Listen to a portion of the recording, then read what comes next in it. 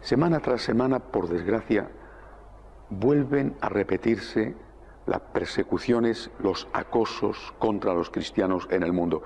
Esta semana hemos sabido, por un informe que ha hecho público Ayuda a la Iglesia Necesitada, que son 250 millones, nada menos, los que de una forma o de otra están siendo perseguidos, acosados, discriminados por su fe. 250 millones son muchísimos millones.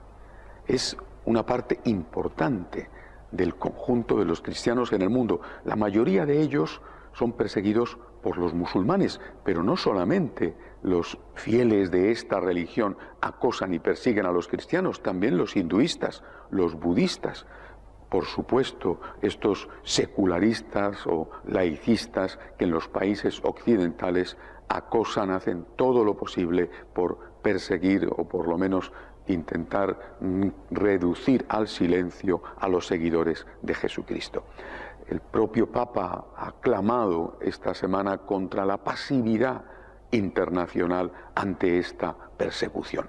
Ha sido una semana trágica, no solamente los consabidos atentados en Siria o en Irak, sino sobre todo la matanza en la Universidad de Kenia, con esas escenas estremecedoras, lo que ha hecho que el Papa y tantos otros digan: esto no puede seguir así. Esta pasividad internacional es cómplice, este silencio es cómplice con el acoso, la persecución, el martirio que viven los cristianos en el mundo. Esta comunidad internacional que cuando tocan un pelo o hacen algo más, como un atentado contra un periodista o contra una revista progresista, entonces sí se moviliza.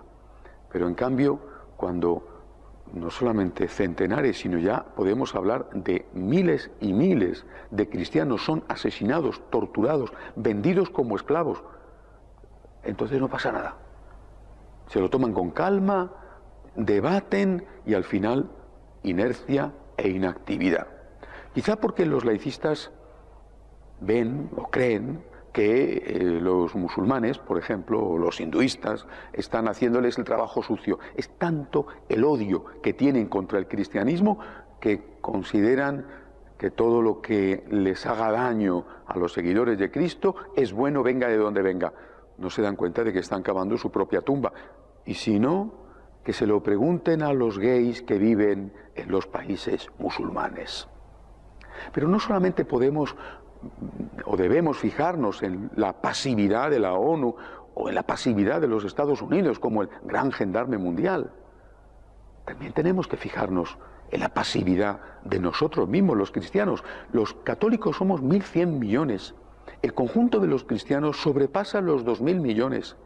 ¿Cómo es posible que, siendo tantísimos, hagamos tan poco para ayudar a los hermanos nuestros que en tantos sitios del mundo están siendo perseguidos por su fe?